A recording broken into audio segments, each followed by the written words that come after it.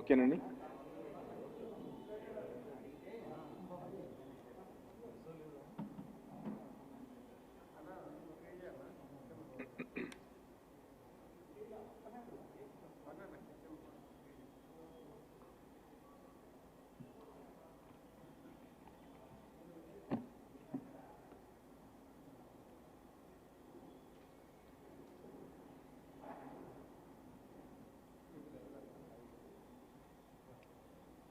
So అది కూడా on అయింది, రెండు సైమల్టేనియస్. అందరికీ నమస్కారం.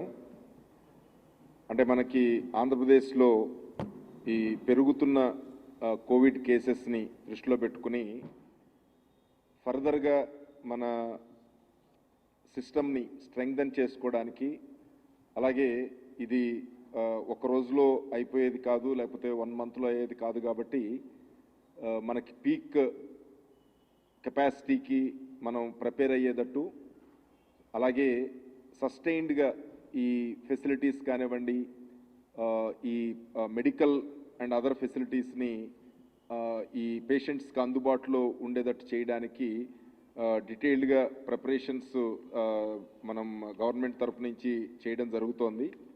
సో ఇందులో భాగంగా లాస్ట్ టైం ఆల్రెడీ చెప్పాము. ఇప్పుడు యాజ్ ఆన్ టుడే మనం చూస్తే కనుక కోవిడ్ కేర్ సెంటర్స్లో సుమారు 46,198 బెడ్స్ మనం రెడీ చేయడం జరిగింది. క్వారంటైన్ సెంటర్స్ మనందరికీ తెలిసిందే కొంత తగ్గుతాయి, ఎందుకంటే బయట నుంచి వచ్చే స్టేట్స్ సంబంధించి క్వారంటైన్ రెస్ట్రిక్షన్స్ మనం తీసేసాం కాబట్టి కొంత తగ్గుతుంది. బట్ ఫారిన్ నుంచి, అదర్ కంట్రీస్ నుంచి వచ్చేవాళ్ళు ఇంకా 7 days ఇన్స్టిట్యూషనల్ క్వారంటైన్ అనేది కంపల్సరీ. ఇప్పుడు మనకి ఎక్కువగా గల్ఫ్ నుంచి ఎక్కువ డిమాండ్ ఉంది. అక్కడ జాబ్స్ కోల్పోయిన వాళ్ళు ఆల్మోస్ట్ ఒక కువైట్లోనే సుమారు 4,000 మంది వరకు వాళ్ళు రిజిస్టర్ చేసుకుని చార్టెడ్ ఫ్లైట్స్ కానివ్వండి, వందే భారత్ మిషన్ మీద కానివ్వండి రావడానికి వాళ్ళు మనతో రెగ్యులర్గా టచ్లో ఉన్నారు. సో వీళ్ళందరినీ దృష్టిలో పెట్టుకుని కొన్ని డిస్ట్రిక్ట్స్లో, ఎస్పెషల్లీ గల్ఫ్ నుంచి వచ్చే వాళ్ళందరూ కూడా ఆల్మోస్ట్ 90% కడప నుంచి వస్తున్నారు. సో అలాగే రాయలసీమ జిల్లాల్లో ఎస్పెషల్లీ చిత్తూరు, నెల్లూరు, ఈ నెల్లూరు కూడా కొంతమంది వస్తున్నారు. బట్ ఎక్కువ మేజర్ పోర్షన్ చూస్తే కనుక కడప నుంచి వస్తున్నారు. సో వీళ్ళ మనం వాళ్ళు వస్తున్న దాన్ని బట్టి కూడా మనం ప్లాన్ చేస్తూ సుమారు క్వారంటైన్ సెంటర్స్ మనం అందుబాటులోకి ఎలాగూ ఉన్నాయి కాబట్టి దానికి ప్రత్యామ్నాయంగా మనకి కోవిడ్ కేర్ సెంటర్స్, అంటే కోవిడ్ హాస్పిటల్స్కి ప్రత్యామ్నాయంగా మనం కోవిడ్ కేర్ సెంటర్స్ని స్ట్రెంగ్థెన్ చేస్తున్నాము. సో ఆల్మోస్ట్ కోవిడ్ కేర్ సెంటర్స్లో మనకి 46,198 బెడ్స్ యాజ్ ఆన్ టుడే మనం ప్రొవైడ్ చేయడం జరిగింది. సో అలాగే వీటినన్నింటినీ కూడా ఇంకా స్ట్రెంగ్థెన్ చేయడానికి ఆల్మోస్ట్ ఒక్కొక్క జిల్లాలో కనీసం 5,000 ఉండేటట్టు చేయడానికి ప్రతి జిల్లాలో కూడా ఫర్దర్గా యాక్షన్ తీసుకోవడం జరుగుతోంది. కొన్ని జిల్లాల్లో ఆల్రెడీ ఇప్పటికే వెస్ట్ గోదావరిలోను, అలాగే ఈస్ట్ గోదావరి, చిత్తూరు ఇక్కడ already 5,000 beds capacity already reach అయ్యారు. మిగతా జిల్లాల్లో 3,000, 4,000 ఆ రేంజ్లో ఉన్నారు. సో ఈ జిల్లాల వాళ్ళను కూడా ఉన్న కేసులు ఉధృతిని దృష్టిలో పెట్టుకుని ఈ కోవిడ్ కేర్ సెంటర్స్లో బెడ్స్ 5,000 వరకు తీసుకురావడానికి ప్రయత్నం చేస్తున్నారు. అన్ని ప్రెమిసెస్ ఐడెంటిఫై చేసి డీసెంట్ ఫెసిలిటీస్ ఉన్నాయి. అంటే మనం ఏదో ఒక ప్రెమిసెస్లో చాలా చేయొచ్చు, but at least toilets, water supply, అలాగే అదర్ ఎలక్ట్రిసిటీ, అన్ని రకాల ఫెసిలిటీస్ ఉన్న సెంటర్స్ని ఐడెంటిఫై చేయడం జరుగుతోంది. ఈ ఎంటైర్ ఎక్సర్సైజ్కి టీంను కూడా స్ట్రెంగ్థెన్ చేస్తూ గవర్నమెంట్ ఆదేశాలు ఇచ్చింది, మీ అందరికీ తెలుసు. ఒకటి రాజమౌళి, ఏవి రాజమౌళి ఐఏఎస్ ఆఫీసర్ని మనకి ఇక్కడ Covid hospitals, state and district Covid hospitals వాటిల్లో ఫెసిలిటీస్ కానివ్వండి, ప్రిపేర్డ్నెస్ కానివ్వండి, both medical, non medical activity point of వ్యూలో ఫోకస్డ్గా రివ్యూ చేసుకోవడానికి, ఫాలోఅప్ చేయడానికి, పెట్టడం జరిగింది. అలాగే స్టేట్ కంట్రోల్ రూమ్, అంటే నేను స్టేట్ కంట్రోల్ రూమ్ నోడల్ ఆఫీసర్గా చేస్తున్నాను. నాతో పాటు టీంని స్ట్రెంగ్థన్ చేసుకోవడానికి Arja Srikanth IRTS officer, CEO AP skill development corporation CEO, అలాగే కన్నబాబు మన special commissioner disaster management. So వీళ్ళిద్దరూ కూడా క్వారంటైన్ సెంటర్సు, సిసిసి మన కోవిడ్ కేర్ సెంటర్సు మేనేజ్మెంట్లో, అంటే బేసిక్గా మెయింటెనెన్స్ ఫీడ్బ్యాక్ తీసుకుని ఎప్పటికప్పుడు ఆ టీమ్స్ని అలర్ట్ చేస్తూ యాక్టివేట్ చేయడానికి, మనకి హెల్ప్ చేయడానికి ఈ టీంని ఫామ్ చేస్తూ గవర్నమెంట్ ఆదేశాలు ఇచ్చింది. అలాగే అన్ని జిల్లాల్లో కూడా జాయింట్ కలెక్టర్ డెవలప్మెంట్, ఇప్పుడు మనందరికీ తెలుసు ప్రతి జిల్లాలో కూడా 3 జాయింట్ కలెక్టర్స్ని మనం నియమించి వాళ్ళకి సబ్జెక్ట్స్ అలొకేషన్ చేయడం జరిగింది. Health subject joint collector development ప్రతి జిల్లాలో చూస్తున్నారు కాబట్టి జాయింట్ కలెక్టర్ డెవలప్మెంట్ని రెస్పాన్సిబుల్గా చేసి ఈ కోవిడ్ కేర్ సెంటర్స్ కానివ్వండి, క్వారంటైన్ సెంటర్స్ కానివ్వండి, హాస్పిటల్స్ కానివ్వండి, ఈ 3 కూడా వాళ్ళకి ఈచ్ యాక్టివిటీకి డిస్ట్రిక్ట్ నోడల్ ఆఫీసర్స్ ఉంటారు. బట్ ఓవరాల్ కంట్రోల్ కంపల్సరీగా జాయింట్ కలెక్టర్స్ డెవలప్మెంట్ని రెస్పాన్సిబుల్ చేయడం జరిగింది. ముఖ్యమంత్రి గారు స్పష్టమైన ఆదేశాలు ఇచ్చింది. ప్రతి సెంటర్లో కూడా ఇన్మేట్స్కి సౌకర్యం కోసం ఒక పెద్ద సైజ్ ఫ్లెక్సీ బోర్డ్స్తో 1902 ఒక call centre, dedicated call centre 1902 మనకు ఆల్రెడీ పాపులర్ కాల్ సెంటరు. ఇందులో మనం కోవిడ్ సంబంధించి సెపరేట్గా, ఇదివరకు ఎసెన్షియల్ కమోడిటీస్ ఎలా అయితే మనం సెపరేట్గా సబ్జెక్ట్స్ పెట్టి అది మానిటరింగ్ మనం ఎలా అయితే చేశామో అదే రకంగా 1902లో ఒక 9 ఐటమ్స్ సబ్జెక్ట్స్ లాగా పెట్టి ఆ పర్టికులర్ ఐటమ్స్ మీద, అంటే క్వారంటైన్ సెంటర్ కానివ్వండి, కోవిడ్ కేర్ సెంటర్ కానివ్వండి, హాస్పిటల్ కానివ్వండి, వాటిల్లో medical facilities, non medical facilities, అంటే అక్కడ శానిటేషన్ గురించి సమస్యలు కానివ్వండి, డ్రింకింగ్ వాటర్ సమస్యలు కానివ్వండి, food quality, quantity, timely supply కానివ్వండి, అలాగే టాయిలెట్స్ మెయింటెనెన్స్ కానివ్వండి, వీటికి సంబంధించి, అలాగే మెడిసిన్స్, అంటే క్వాలిటీ మెడిసిన్స్ వాళ్ళకి అందుబాటులోకి ఉన్నాయా లేదా, రెగ్యులర్గా సప్లై అవుతోందా లేదా, అంటే medicines only Covid related immunity బూస్టింగే కాకుండా చాలామంది కోవిడ్ పేషెంట్స్ వచ్చినప్పుడు వాళ్ళకి కోమార్బిడిటీస్ ఉంటాయి, వాళ్ళకి జనరల్ కొన్ని ప్రీవియస్ హిస్టరీ, మెడికల్ హిస్టరీ ఉంటుంది. వాటిని కూడా దృష్టిలో పెట్టుకుని వాళ్ళకి కావాల్సిన మెడిసిన్స్ అందుబాటులోకి పెట్టడానికి ఏర్పాటు జరిగిందా లేదా అనేది ఫీడ్బ్యాక్ తీసుకోవడం. అలాగే సెంటర్ ఇన్ఛార్జ్, అంటే సెంటర్ ఇన్ఛార్జ్ కనుక అక్కడ ఉండి అక్కడ కనుక ఎప్పటికప్పుడు వాళ్ళకి అందుబాటులో ఉంటే కనుక ఎవరు 1902 కాల్ చేయాల్సిన అవసరమే లేదు. కానీ కొన్ని చోట్ల సెంటర్ ఇన్ఛార్జెస్ ప్రాపర్గా అవైలబుల్ ఉండట్లేదని, అలాగే మెడికల్ టీమ్స్ ప్రాపర్గా మెడికల్ సప్లై చేయట్లేదని, food quality, quantity, timely supply మీద కొన్ని కంప్లైంట్స్ రెడ్రెస్ అవ్వట్లేదని కొన్ని ఫీడ్బ్యాక్ వస్తోంది. కాబట్టి వాటిని దృష్టిలో పెట్టుకుని ప్రతి సెంటర్లో కూడా ఒక అందరికీ కనపడేటట్టు ప్రామినెంట్గా 1902ని డిస్ప్లే చేసి అందులో సెపరేట్గా వీటిని కాల్ సెంటర్లో ఈ సబ్జెక్ట్స్ను బట్టి మనం రికార్డ్ చేస్తూ ప్రతి దాంట్లో కూడా ఏ సెంటర్ నుంచి ఏ రకమైన కంప్లైంట్స్ వస్తున్నాయి, అవి రిడ్రెస్ అవుతున్నాయా లేదా అనేది ఫీడ్బ్యాక్ మెకానిజం కూడా తీసుకునే ఏర్పాటు చేయడం జరిగింది. ఈరోజు మధ్యాహ్నం నుంచి, ఎందుకంటే ఈ 1902లో కోవిడ్కి స్పెషల్గా మామూలుగా రెగ్యులర్ కాల్స్లో కనుక కలిసిపోతే కనుక మనం తర్వాత దాన్ని మానిటర్ చేయడం కష్టమవుతుంది. కాబట్టి దీనికి డెడికేటెడ్గా ఈ 9 సబ్జెక్ట్స్ మీద ఇచ్చి సెపరేట్గా ప్రోగ్రామ్ డిజైన్ చేయడం జరిగింది. సో అది ఈరోజు మనం యాక్టివేట్ చేశాము.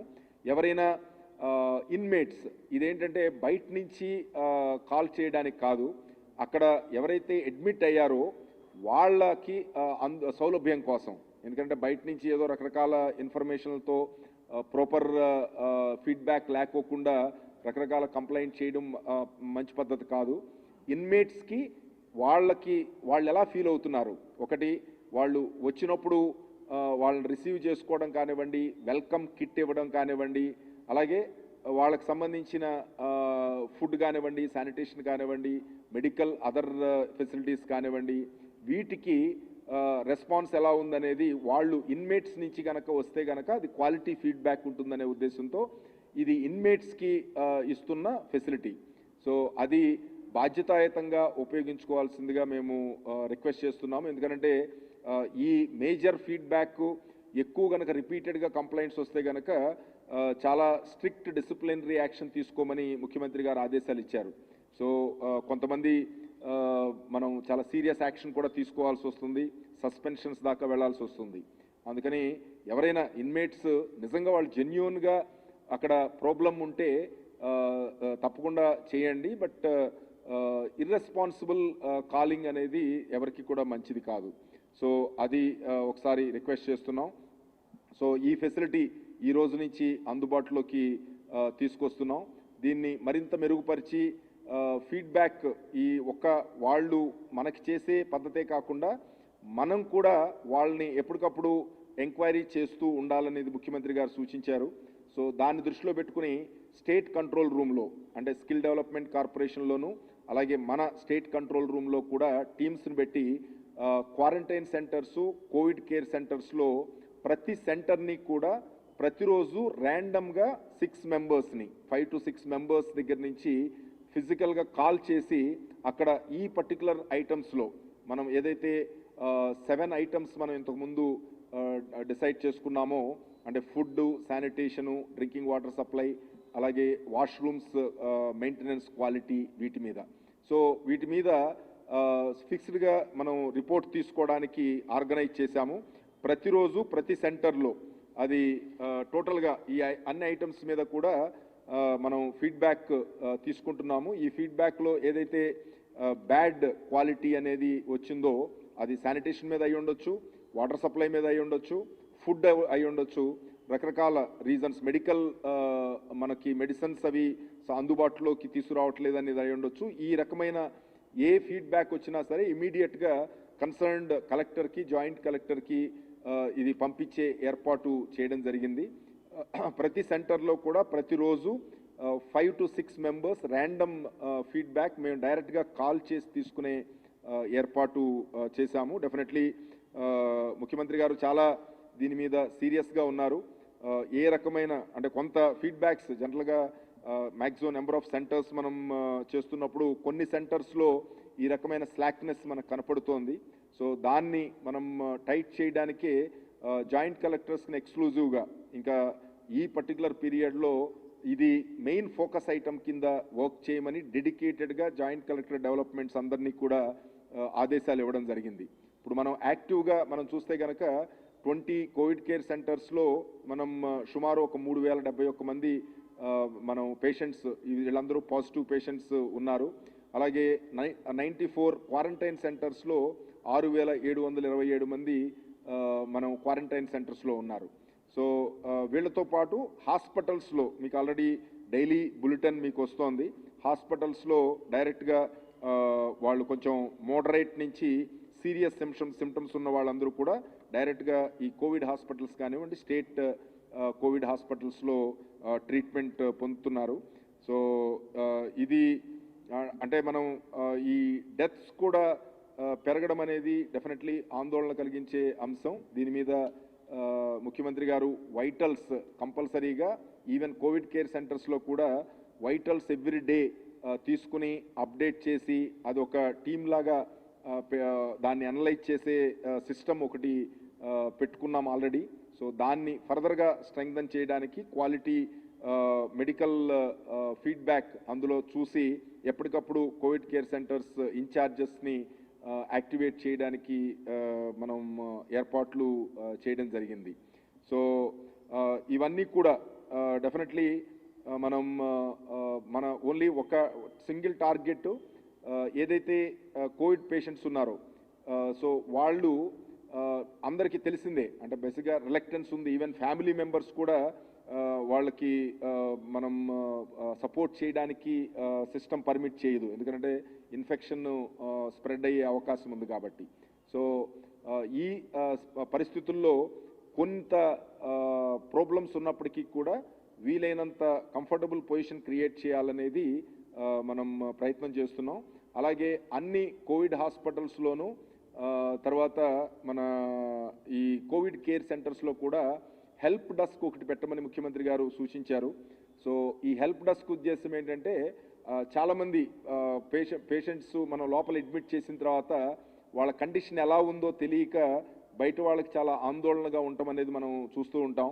సో అట్లీస్ట్ ఒక హెల్ప్ డెస్క్ లాగా పెట్టి వాళ్ళు పేషెంట్స్ గురించి ఎంక్వైరీకి వాళ్ళ హెల్త్ స్టేటస్కి ఎలా ఉందనేది తెలుసుకోవడానికి కానీ లేకపోతే వాళ్ళతో ఏదైనా మాట్లాడడానికి చేసినప్పుడు లిమిటెడ్గా అట్లీస్ట్ వాళ్ళ కాన్ఫిడెన్స్ క్రియేట్ చేయడానికి ఒక హెల్ప్ డెస్క్ లాగా పెట్టి ఆ హెల్ప్ డెస్క్ ద్వారా వాళ్ళతో లిమిటెడ్ ఇంటరాక్షన్ వచ్చి ప్రతిరోజు పొద్దున్నే మధ్యాహ్నం సాయంత్రం నేను మాట్లాడతాను అంటే చాలా కష్టమవుతుంది. ఎందుకంటే చాలామంది ఒక్కొక్క హాస్పిటల్లో మనం చూసాము, 100 మంది ఉన్నారు. కాబట్టి అట్లీస్ట్ వాళ్ళకి ఎవరైతే సంరక్షకులు ఉన్నారో వాళ్ళ ఫ్యామిలీ మెంబర్స్ ఉన్నారో వాళ్ళ కాన్ఫిడెన్స్ క్రియేట్ చేయడానికి అట్లీస్ట్ ఫీడ్బ్యాక్ ఇచ్చే మెకానిజం పెట్టమని ఆదేశాలు ఇచ్చారు. సో అది కూడా సైమల్టేనియస్గా మనం ఆర్గనైజ్ చేయడానికి మనం జాయింట్ కలెక్టర్స్కి చెప్పడం జరిగింది. డెఫినెట్లీ ఈ ఏర్పాటు కూడా మనం అందుబాటులోకి తీసుకుని వస్తాం.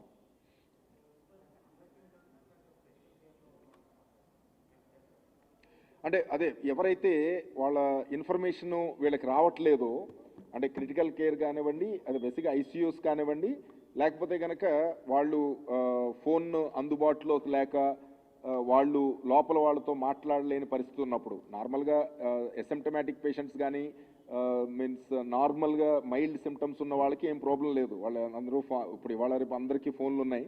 సో ఫోన్లో వాళ్ళు టచ్లోనే ఉంటారు. కొంచెం కాస్త సీరియస్ సిమ్టమ్స్ ఉన్న వాళ్ళు ఫోన్ మోస్ట్లీ వాళ్ళకి అందుబాటులో లేకపోయి ఉండొచ్చు. ఎందుకంటే వాళ్ళు పద్దాక మాట్లాడిన ప్రాబ్లం అనే ఉద్దేశంతో ఆ ఫోన్ సెపరేట్గా పెడుతూ ఉంటారు.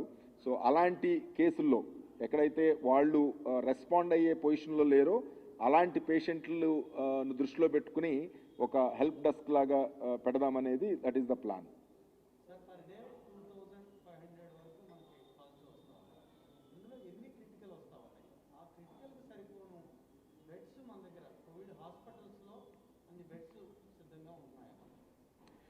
యా, అంటే ఈ అనాలిసిస్ అంతా కూడా హెల్త్ డిపార్ట్మెంట్ చేస్తున్నారు. మోస్ట్లీ జవహర్ రెడ్డి గారు మనం బ్రీఫింగ్ ఇస్తున్నారు. తర్వాత రెగ్యులర్గా మన ఈ బులెటిన్స్ కూడా ఇస్తున్నారు. సో అంటే ఓవరాల్గా మనం ఏంటంటే పీక్ అంటే ఆగస్ట్లో కొన్ని ఆగస్ట్ స్టార్టింగ్లో కొన్ని జిల్లాలు, అలాగే ఆగస్ట్ ఎండింగ్లో కొన్ని జిల్లాలు పీక్ వస్తాయి అనేది ఇవన్నీ కూడా డెఫినెట్గా మన ఎస్టిమేట్స్. అంటే సపోజ్ కొన్ని ఫేమస్ ఇన్స్టిట్యూట్స్ వాళ్ళు ఇచ్చిన బేసిస్ మీద మనం మ్యాథమెటికల్ మోడల్స్ రన్ చేసి చెప్తూ ఉంటాము. సో ఆ టైప్ ఆఫ్ పీక్ని డిమాండ్ని తట్టుకునే రకంగా మనం అడ్వాన్స్ ప్లానింగ్ మనం చేస్తున్నాం. మనం చూసాము చాలా స్టేట్స్ కన్నా మనం ముందే కోవిడ్ కేర్ సెంటర్స్ని యాక్టివేట్ చేయడం కానివ్వండి, హాస్పిటల్స్లో sufficient number of beds create చేసుకోవడం కానివ్వండి, ఇదంతా కూడా చాలా అడ్వాన్స్గానే ఉన్నాం. సో మనకి ఆల్మోస్ట్ ఇప్పుడు చూస్తే కనుక కోవిడ్ కేర్ సెంటర్స్లో మనకి 46,000 బెడ్స్ మనం రెడీ చేసాం. కానీ హార్డ్లీ అరౌండ్ 3,000 ఆడ్ పీపుల్ మాత్రమే మనం ఇంతవరకు అడ్మిషన్స్ ఉన్నాయి. అలా అని మనం ఈ బెడ్స్ అన్ని ఫిల్అప్ అవ్వడానికి కాదు, బట్ ఏంటంటే మనం అడ్వాన్స్గా ప్రిపేర్ అయ్యి అట్లీస్ట్ ఆ రకమైన పీక్ వచ్చినప్పుడు we should not be suddenly ఏదో అక్కడ ఇక్కడ కంగారు పడుకోకుండా చాలా అడ్వాన్స్గా మనం ప్రిపేర్ అవుతున్నాము. సో యాజ్ ఆన్ టుడే మనకి ఈ ట్రీట్మెంట్లో మీ అందరికీ తెలిసిందే వెంటిలేటర్స్ వలన పెద్ద ఎక్కువ ఉపయోగం ఉండదు అనేది మనకి సైంటిఫిక్గా డాక్టర్ కమ్యూనిటీ చెప్తున్నారు. సో ఇందులో మనకి ఆక్సిజన్ అవైలబుల్ ఉన్న బెడ్స్ ఎన్ని ఉన్నాయి అనేది మెయిన్ ఫోకస్. ఎందుకంటే ఆక్సిజన్ సాచురేషన్ తగ్గినప్పుడు ఆక్సిజన్ ఎంత సప్లై మనం ప్రాపర్గా వాళ్ళకి టైమ్లీ ఇవ్వగలిగితే కనుక వాళ్ళని రికవర్ చేయడానికి అంత ఉపయోగపడుతుందనే ఉద్దేశంతో ఆక్సిజన్ బెడ్స్ మనకి రిక్వైర్మెంట్ని బేస్ చేసుకుని ప్రొజెక్టెడ్ నెంబర్స్కి ప్రపోర్షనేట్గా మెడికల్ డిపార్ట్మెంట్ ఆల్రెడీ ఏర్పాటు చేస్తోంది. సో ఇప్పుడు ఆల్రెడీ మనకి విజయరామరాజు ఉన్నారు, ఆల్రెడీ చేస్తున్నారు, మల్లికార్జున్ ఉన్నారు, వాళ్ళతో పాటు రాజమౌళి గారిని కూడా ఎడిషనల్గా ఇవ్వడం జరిగింది. సో వీళ్ళందరూ కూడా ఈ పర్టికులర్ ఒకటి మెడికల్ ఎక్విప్మెంట్ ప్రాపర్గా ఉండేటట్టు, మెడికల్ సప్లైస్ సకాలంలో వచ్చేటట్టు, అలాగే ఆక్సిజన్ బెడ్స్ కానివ్వండి, ICU and critical care facilities కానివ్వండి, ఇవి ప్రాపర్గా వచ్చేటట్టు.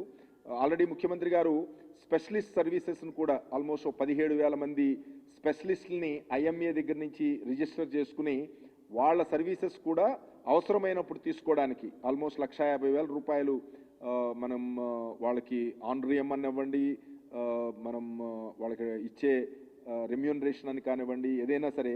సో అలా అది కాకోకుండా స్టాఫ్ నర్సులు, బోత్ స్టాఫ్ నర్సులు అలాగే స్పెషలిస్టులు కూడా మనకి ఐఎంఏ సపోర్ట్ తీసుకుని సఫిషియంట్ నెంబర్ మనం ముందే అడ్వాన్స్గా ప్రిపేర్డ్గా ఏర్పాటు చేస్తున్నాం. అలాగే కావాల్సిన బెడ్స్ కానివ్వండి, అదర్ ఫెసిలిటీస్ కానివ్వండి ఏర్పాటు చేసి మనం టోటల్గా ఎంటైర్ మెషినరీని సమాయత్తం చేయడం జరుగుతోంది. So definitely we are confident. ఇప్పుడున్న క్యాలిక్యులేషన్స్ ప్రకారం, ఇప్పుడున్న జనరల్ అసెస్మెంట్ ప్రకారం we are far ahead in planning.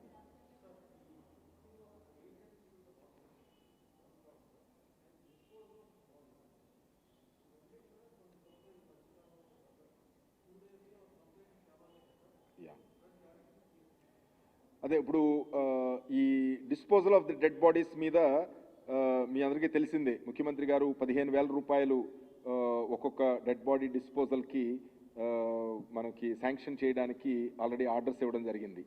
So but ఒక్క డబ్బులే కాదు, ఇదేంటంటే ఈవెన్ ఫ్యామిలీ మెంబర్స్ కూడా ముందుకు రాని పరిస్థితి ఉంది ఇప్పుడు ఆల్మోస్ట్ కొన్ని కేసుల్లో మనం చూస్తే గనక.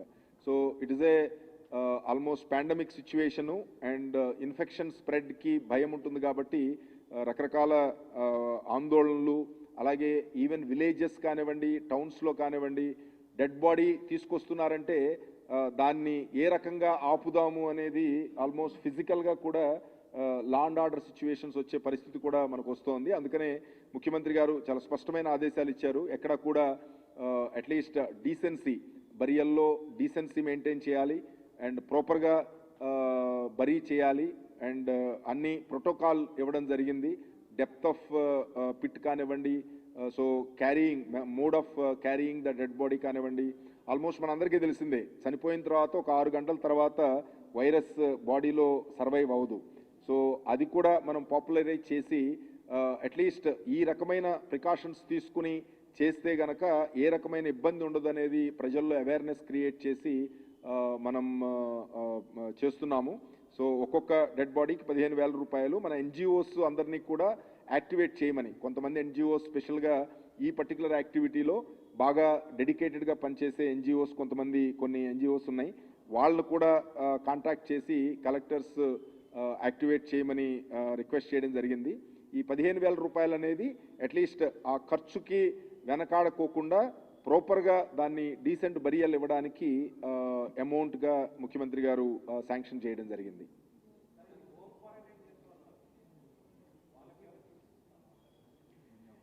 హోమ్ క్వారంటైన్ అంటే ట్రయాజ్ ఫెసిలిటీ పెట్టడం జరిగింది.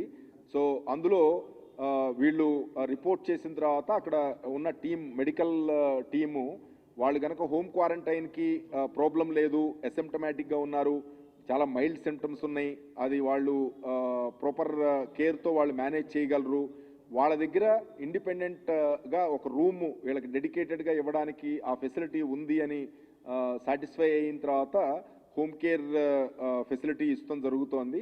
ఆ హోమ్ కేర్ ఇచ్చిన వాళ్ళకి డెఫినెట్లీ మెడికల్, మీరు ఆల్రెడీ కిట్ చూసే ఉంటారు, సో మెడికల్ కిట్ కూడా ఇవ్వమని ఆదేశాలు ఇచ్చారు. ఇది మెడికల్ డిపార్ట్మెంట్ కోఆర్డినేట్ చేస్తోంది. సో ఆల్మోస్ట్ ఇప్పుడు లేటెస్ట్ ఇది చూస్తే కనుక ప్రైమరీ కాంటాక్ట్స్ కానివ్వండి, సెకండరీ కాంటాక్ట్స్ కానివ్వండి, హోమ్ క్వారంటైన్ వైపే మొగ్గు చూపుతున్నారు. ఇప్పుడు ఆల్మోస్ట్ ఇదివరకు అన్నంత ఎవరో ఒక పాజిటివ్ రాగానే ఆ ఏరియా అంతా గొడవగా అయిపోవడం, వీళ్ళని ఎట్టి పరిస్థితుల్లో మీరు హాస్పిటల్కి తీసుకెళ్ళిపోండి, మీరు ఇక్కడ ఉండొద్దు అనే రకమైన అట్మాస్ఫియర్ చాలా చేంజ్ అయింది.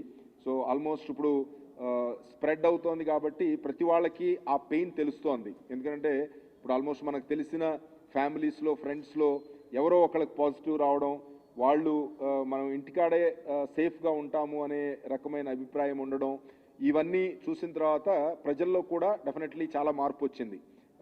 మనం ఏదన్నా అవగానే ఏదో ఒక్క కేసు రాగానే మొత్తం అదంతా బ్యారికేడ్ చేసేసి ఆ ఏరియా అంతా కంటైన్మెంట్ జోన్ చేసి అలా కాకుండా ఓన్లీ మేజర్ స్ప్రెడ్ ఉన్నప్పుడు మాత్రమే ఆ పర్టికులర్ ఏరియాని కంటైన్మెంట్ జోన్గా డిక్లేర్ చేయడం. 1 or 2 కేసెస్ ఉన్నప్పుడు వాళ్ళని హోమ్ ఐసోలేషన్లో ఉండే పరిస్థితి ఉంటే కనుక అక్కడ హోమ్ ఐసోలేషన్లోనే ఉండడం, లేకపోతే కనుక కోవిడ్ కేర్ సెంటర్ కానీ హాస్పిటల్స్ కానీ తీసుకెళ్లి ఏర్పాటు చేయడం జరుగుతోంది. సో ఇప్పుడు రీసెంట్గా మనం చూస్తే కనుక ఈ హోమ్ క్వారంటైన్కి హోమ్ ఐసోలేషన్కి అట్లీస్ట్ కమ్యూనిటీ నుంచి రెసిస్టెన్స్ బాగా తగ్గింది. సో అది ఒక మంచి శుభపరిణామం.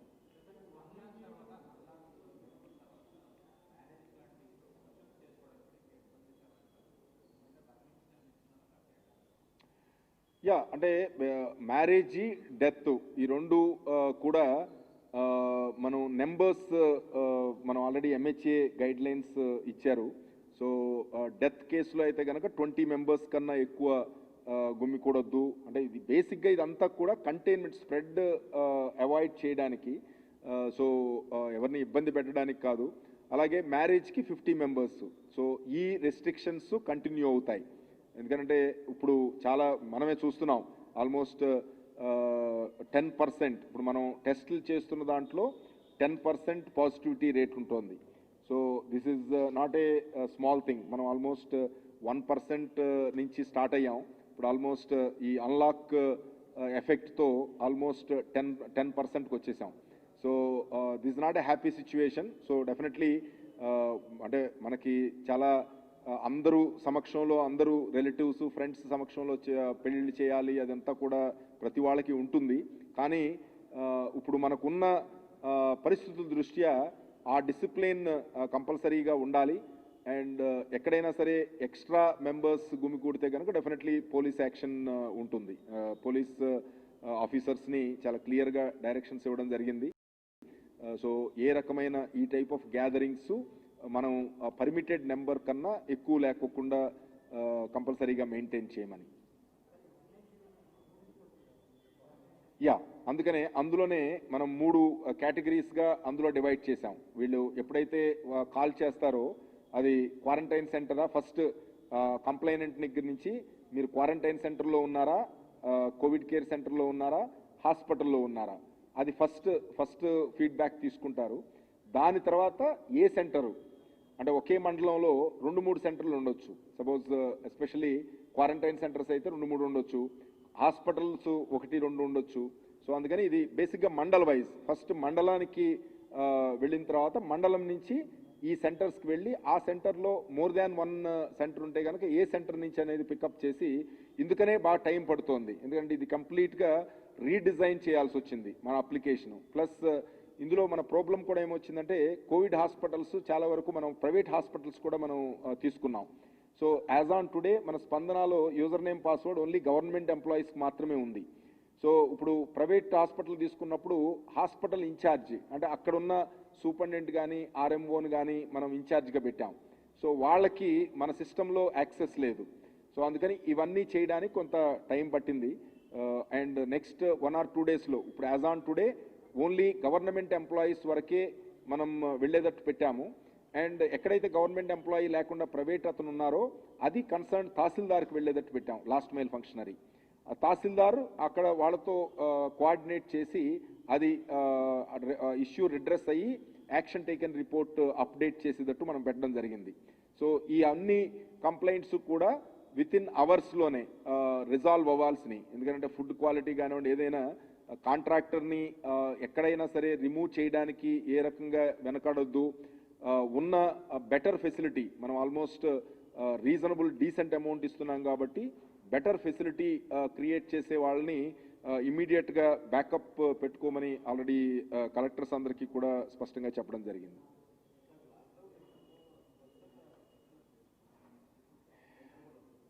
అంటే ఫస్ట్ ప్రజలందరినీ నేను విజ్ఞప్తి చేసేది ఏంటంటే, లాక్డౌనా అన్లాక్డౌనా అనేది పక్కన పెట్టి బేసిక్ డిసిప్లిన్ మనం ఫాలో అవ్వాలి. ఇప్పటికి కూడా మనం చూస్తే ఆల్మోస్ట్ 4 నెలల నుంచి మనం కంటిన్యూస్గా ఓన్లీ 3 ఐటమ్స్ మీద మనం కాన్సన్ట్రేట్ చేయమని చెప్తున్నాము. ఒకటి 100% మాస్కులు వేర్ చేయమని, అంటే మాస్కులు పెట్టుకోమని, తర్వాత ఫిజికల్ డిస్టెన్స్ మెయింటైన్ చేయమని, సో అలాగే ఈ శానిటైజర్స్ కానివ్వండి, వాషింగ్ ఆఫ్ హ్యాండ్స్ కానివ్వండి ఫ్రీక్వెంట్గా చేయమని, తర్వాత ఎక్కడా కూడా గ్రూప్స్ లాగా అక్కడ గ్యాదరింగ్స్ అవాయిడ్ చేయమని, ఆ గ్యాదరింగ్స్కి దూరంగా ఉండమని, అండ్ ఎక్కడైతే గ్యాదరింగ్ ఉందో అది ఇమీడియట్గా మనకి ఇన్ఫార్మ్ చేయమని పోలీసులకు కానివ్వండి అదర్ సోర్సెస్తో. సో ఆ డిసిప్లిన్ కంపల్సరీగా మనం మెయింటైన్ చేయాలి. అంటే కలెక్టర్స్ అక్కడున్న సిచ్యువేషను, ఎందుకంటే NDMA యాక్ట్ ప్రకారం collector is the district incident commander. So collector ఏదైతే ఫీల్ అవుతారో depending on his discussion with other stake holders, so అది స్పాంటేనియస్గా చేస్తూ ఉండాలి. సో న్యాచురల్గా కొన్ని చోట్ల కొంచెం ఎక్స్ట్రీమ్ ప్రికాషన్స్ తీసుకోవాల్సి వస్తోంది. అలాగే ఈవెన్ కొన్ని చోట్ల ఈవెన్ మన షాప్ ఓనర్సు, బిజినెస్ మెన్, ట్రేడర్సు వాళ్ళంతరకు వాళ్ళు వాలంటరీగా క్లోజ్ చేస్తున్నారు కొన్ని రోజులు, అక్కడ ఉన్న ఏరియాలో గనక బాగా స్ప్రెడ్ కనుక ఎక్కువ అయితే. సో మనం ముఖ్యమంత్రి గారు చెప్పింది 25 కేసెస్ కన్నా ఎక్కువ ఉన్న ఏరియాని కంటైన్మెంట్ జోన్ కింద డిక్లేర్ చేసి అక్కడ స్ట్రిక్ట్ మానిటరింగ్ చేయమని ఆదేశాలు ఇచ్చారు. సో అదే తక్కువ కేసెస్ ఉన్న చోట ఆ పర్టికులర్ కేసులు ఉన్న ఏరియాని, ఆ హౌస్ని కానివ్వండి, ఆ పర్టికులర్ అపార్ట్మెంట్ని కానివ్వండి, వాటి మీద కాన్సన్ట్రేట్ చేయమని చెప్పడం జరిగింది. సో కొంత ఇన్కన్వీనియన్స్ ఉంటుంది, బట్ అల్టిమేట్లీ మన అందరం సర్వైవ్ అవ్వాలంటే గనక అందరం ఒక బేసిక్ నియమావళికి కట్టుబడి ఉంటేనే మన అందరం సర్వైవ్ అవ్వగలం. సో అది అర్థం చేసుకోవాల్సిందిగా రిక్వెస్ట్ చేస్తున్నాం. Thank you.